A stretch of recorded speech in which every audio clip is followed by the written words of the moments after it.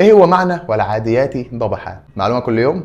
يلا بينا. العاديات اللي هي الخيل اللي بتدخل الحروب. ضبحا معناها صوت انفاس الخيول، الصوت اللي بيطلع من نفس الخيل ده اسمه ضبحا او الضبح. فالموريات قدحا، الموريات اللي هي الموقدات. طب وقدحا؟ قدحا اللي هي النار. شفت انت لما الخيل تمشي وتخبط في الارض كده فتطلع نار او طشاشه نار؟ فالموريات قدحا الموقدات بحوافرها نارا. فالمغيرات صبحا يعني التي تغير وتهجم على العدو. الصبح ولا بالليل؟ يقول لك صبحا اهو، يبقى الصبح. فاثرنا به نقعه يعني يطلع مكان الاثر بتاعه وهي بتمشي يطلع تراب وغبار. فوسطنا به جمعا يعني بتجري لحد ما تدخل في وسط الجيش وما يهمهاش، ما تقولش لا مش داخله معاك الحرب النهارده اصل انا تعبانه او انا مكسله، مفيش الكلام ده. انت بتقول لها يلا في حرب النهارده، يلا في حرب. مين اللي سخرها للانسان وخلاها تسمع كلام الانسان كده؟ ربنا سبحانه وتعالى. عشان كده الايه اللي وراها على طول ان الانسان لربه لكنود، يعني جاحد لنعم ربنا. ما تبقاش زي الكفار وتبقى جاحد لنعم ربنا عليك، دايما اشكر نعم ربنا.